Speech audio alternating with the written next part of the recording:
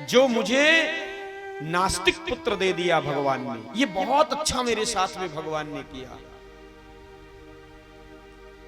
याद रखना, भक्त कभी भी परमात्मा में दोष देखता ही नहीं है। उसके जीवन में चाहे जैसी भी परिस्थितियां आए, वो सदा भगवान को धन्यवाद ही देता है। ऐसा नहीं कि बढ़िया व्यापार चले, कारोबार बढ़िया चले, धन धान्य से हम संपन्न रहें, तब तो कहें हाँ भगवान की बहुत बड़ी कृपा है, और किन्हीं कारणों से कुछ परिस्थितियां खराब आ जाएं, अरे प्रभु क्या बताएं, पूरे पूरे 10 माला टूट गए जपते जपते।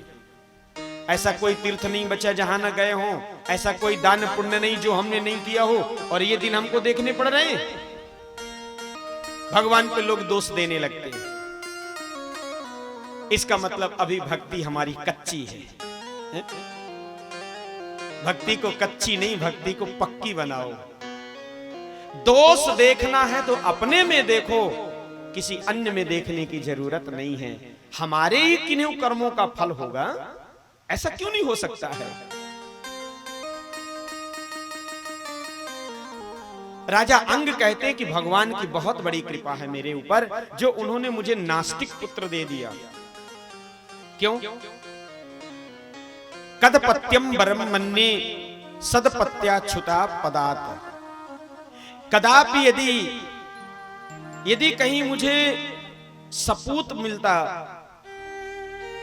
अच्छा पुत्र मिलता, सुयोग पुत्र मिलता, आज्ञाकारी पुत्र मिलता, तो उसके प्रति मेरी आसक्ति हो जाती, उसके प्रति मेरी आसक्ति हो जाती। इसलिए मेरा मानना तो यह है कि सपूत के अपेक्षा कुपूत होना बहुत अच्छा है।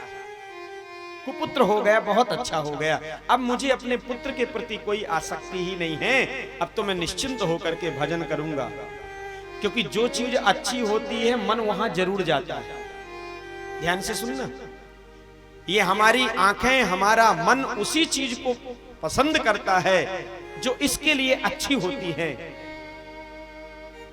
तो यदि पुत्र अच्छा होता, आज्ञाकारी होता, पानी पीने की मन में इच्छा हुई नहीं और बेटा ने लोटा में पानी ला करके दे दिया, यदि ऐसा आज्ञाकारी पुत्र मिलता, तब तो फिर पुत्र की ही याद बनी रहती। बेटा अभी घर आया नहीं, कहां होगा, फोन नहीं किया है, कैसा होगा। पर यदि ये हो जाए कि नालायक ही है, इसके आने का न जाने का कोई टाइम नहीं रहता है, तो पिता भी सोचता है कि वैसे क्या याद करना है, मुझे तो पूछते ही नहीं है, आएगा जाएगा, जो करना होगा करेगा। पिता भी सो जाता है चुपचाप। तो सपूत की अपेक्षा कुपूत होना अच्छा है, ताकि उसके प्रति मेरी आसक्ति ना रहेगी। अब मैं भगवान का भजन करूंगा। भक्तमाल में 3 भक्तों की बड़ी प्यारी कथा आती है।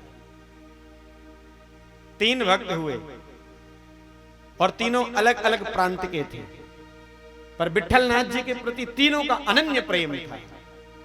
आहा। 3 भक्तों का चरित्र, अद्भुत चरित्र। अच्छा, तीनों के जीवन में बड़ी विषमताएं, पर वाह, इतनी विषमताएं होने के बाद में भी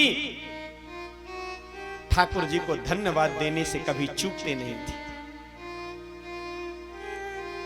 भक्त एकनाथ जी, भक्त नरसिंह मेहता जी और भक्त तुकाराम जी, तीनों भक्तों का चरित्र आता है।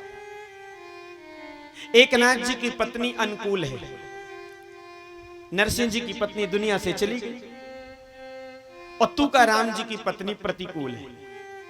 एक की अनुकूल, एक की चली गई और एक की प्रतिकूल। तीनों भक्त बड़े अद्भुत। एकनाथ जी बड़े अच्छे संत, सदगृहस्थ संत थे। भगवान विठल नाथ जी के पास में गए, विठोबा से प्रार्थना करते हैं, हे नाथ, आपकी बहुत बड़ी कृपा है मेरे ऊपर, आपकी बहुत बड़ी दया है मेरे ऊपर। भगवान विठल नाथ जी तो बात करते थे एकनाथ जी से, हाँ ऐसे भक्त थे। विठोबा जी कहने लगे, क्या बात है, आज बड़े प्रसन्न आए हो, हैं? हंसते हंसते आ रहे हो। एक नाथ जी कहते हैं, ठाकुर जी आज मैं कह रहा था कि कुछ विशेष काम है घर में, तो मैं काम को कर लूं, आज आपका केवल गेरा माला ही जाप करूंगा। तो मेरी पत्नी ने कहा, नहीं नहीं गेरा माला नहीं, आज आपको 11,000 माले जाप करनी। ऐसी भक्ति मुझे मिली, ऐसी पत्नी मुझे मिली है। यदि मैं थोड़ा जाप करना चाहता हूँ, थोड़ा पाठ करना चाहता हूँ, तो मेरी पत्नी मेरे भजन में सहयोग देती है। घर के काम मैं कर लूंगी, आप तो ये काम जरूर करिए।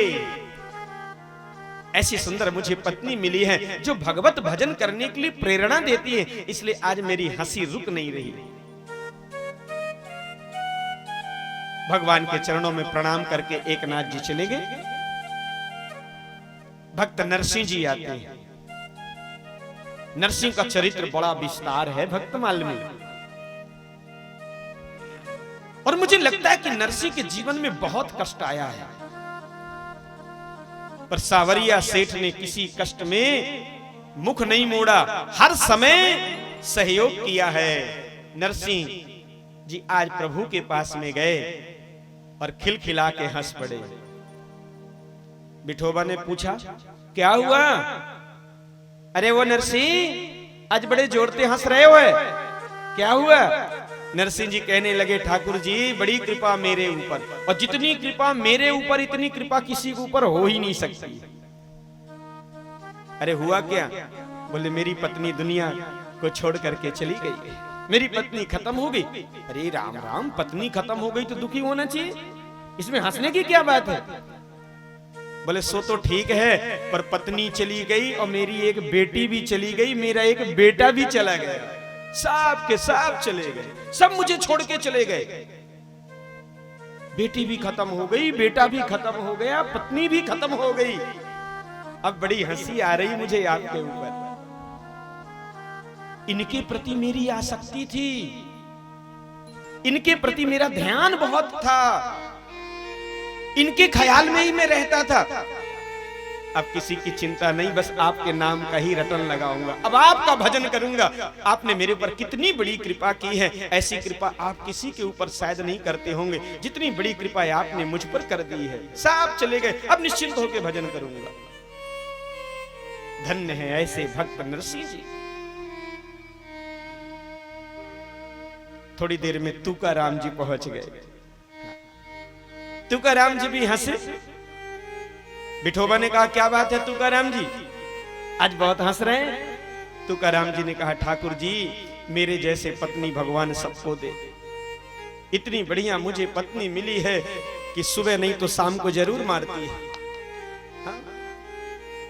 24 घंटे में एक बार जरूर सेवा करती है।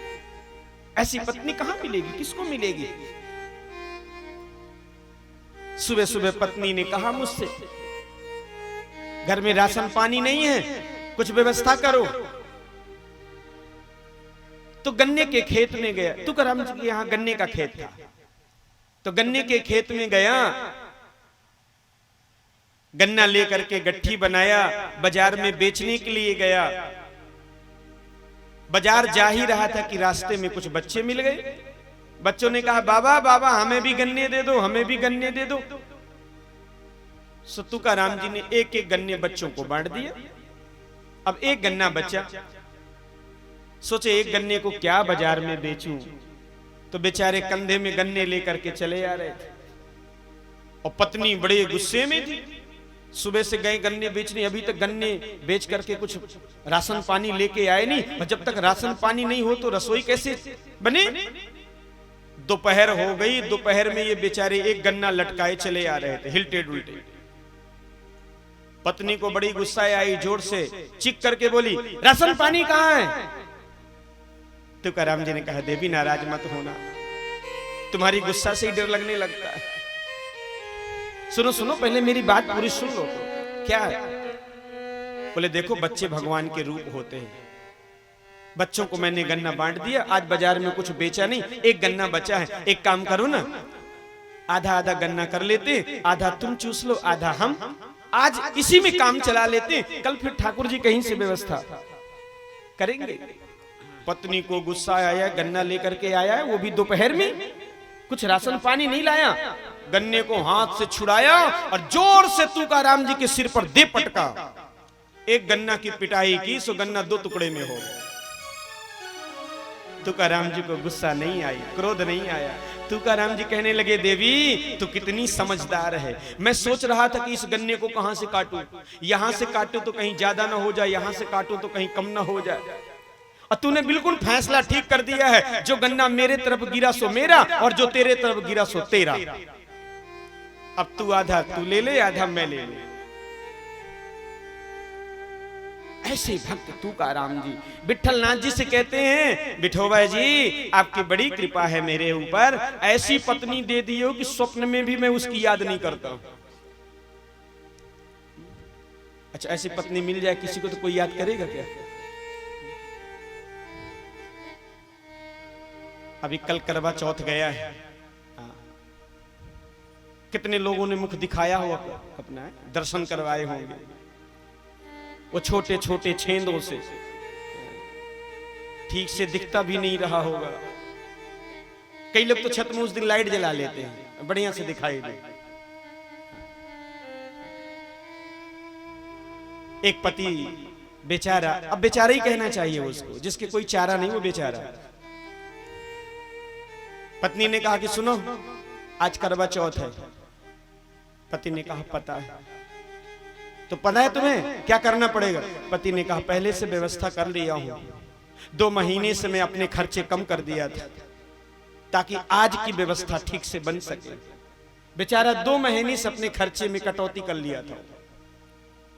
अब करवा चौथ हो, नई साड़ी ना हो, करवा चौथ हो कोई गहने जेवर ना हो, करवा चौथ हो कोई विशेष सामग्री ना हो, तो बेचारे की आफत है, वो तो करना पड़ता है। कभी भी पैर नहीं पड़ती थी देवी पर, उस दिन पैर पड़ रही है, आशीर्वाद देना।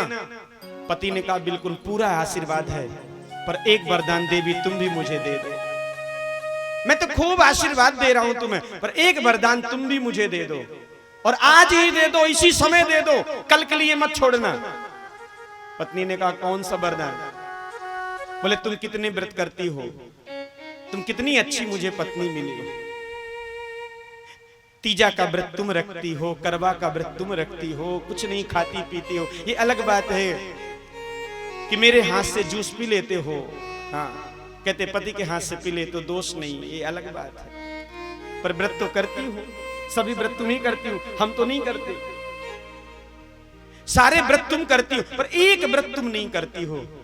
तो इतने व्रत की जब लंबी लिस्ट है, उसमें एक व्रत और जोड़ लो ना, एक व्रत और कर लिया करो। क्या? बोले जब मैं दफ्तर से आया करूं, ऑफिस से आया करूं काम करके, उस समय तुम मौन व्रत रख लिया करो।